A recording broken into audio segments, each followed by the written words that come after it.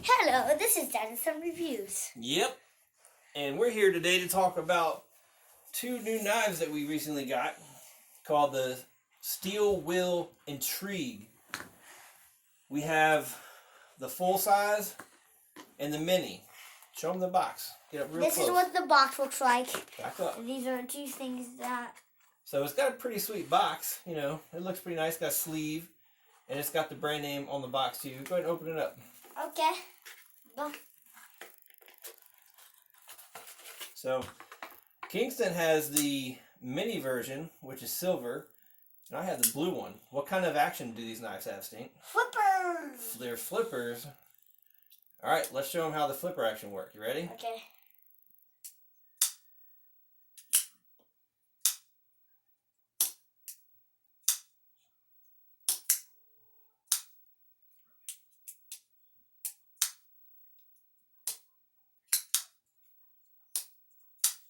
Alright, what do you think about the flipper action? Nice. It's a little bit smoother than I thought it was going to be. So, yours is brand new, because they had new ones when we went and got them, but mine was the display model, so it's nice and broken in already. It opens pretty dang good. How about yours? It opens pretty dang good. It's like already almost basically broken in. Okay, so how about we do a size comparison? So, hold up both of these knives. First we can do closed. We'll just keep yours closed and then hold mine up like this. Hold them up. Hold them up for me.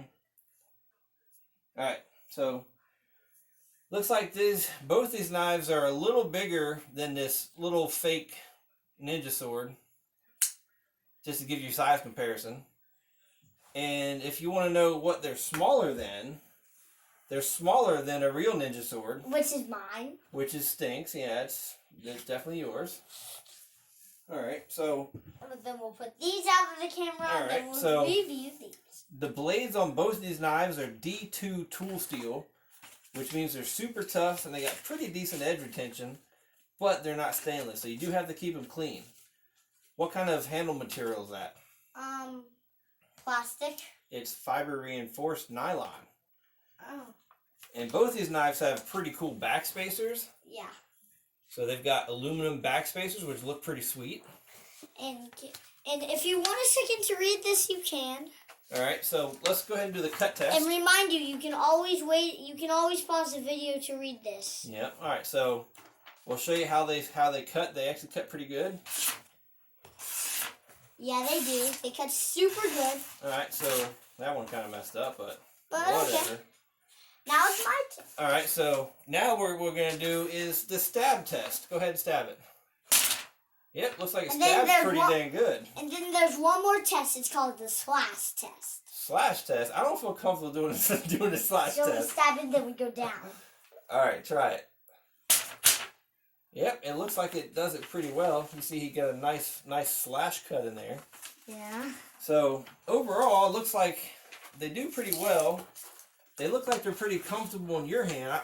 I think it's pretty comfortable in my hand. It's a really thin handle, but it still fits my hand pretty good. What do you think about yours? Mine fits my hand pretty good, but they are pretty good for they are pretty big. Sure. Mine is kind of big for my hand. Well, mine's probably super big for your hand. Try mine. What do you think? It's okay, but they're not that different in size. All right, really so not. How do you actually close these knives? What kind of lock do they have? Okay, you can close yours. So they have a liner lock, and then you can do that, and then that. Yep. And then you can do it again. Okay, so do you think you would recommend one of these knives to somebody looking for a good work knife or something? Yep, they actually are a pretty good knife. It's one of my dad's work knives. Yep, I use it at work sometimes. But it also make a good discreet carry knife because it's so tiny. It's thin this way and thin that way, so it doesn't take up a lot of room in your pocket. Show them your knife in your pocket. Mine Come this way. Might be like... So it doesn't have a deep carry clip, but there's not a whole lot of knife sticking up out of the top of the pocket. Even with this guy. Let's put two in there. So there's not a whole lot hanging up out of there. So, no, but somehow this one goes farther deep into our pocket. Well, it's because the handle's longer. No, because this part is a little bit smaller than that one. stick in there. A little bit. They're pretty close. All right, so let's go ahead and wrap this up. What do you think? Good knife? Bad knife? Not the best? It's not the best, but it's a pretty good knife. It's a pretty good knife. But it's not the best of the best, but it's a really good knife. Is it the best flipper you have? Yes. Okay.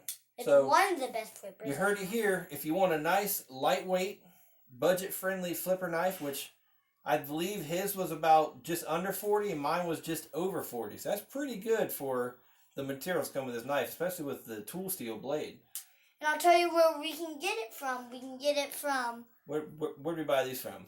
Green Top. Yep, we got these from Green Top Hunting and Fishing Supply down in Ashland, Virginia, but you can get them in quite a few places. So one thing that you'll probably notice on mine is I have an extra screw there. When I got mine, the handle scale was a little bit higher on this side, so I stuck an extra screw just to help hold it down since it's got extra screws on the pocket clip side. But Kingston's came out of the box absolutely perfect, and we didn't need to add any extra screws to his. That was just me being a little bit nitpicky. So, all right. Go ahead and wrap it up, Stink. Bye-bye. This is now the end of the video, and tune in for our next video, and subscribe if you want more videos. Good job, Stink. Bye-bye.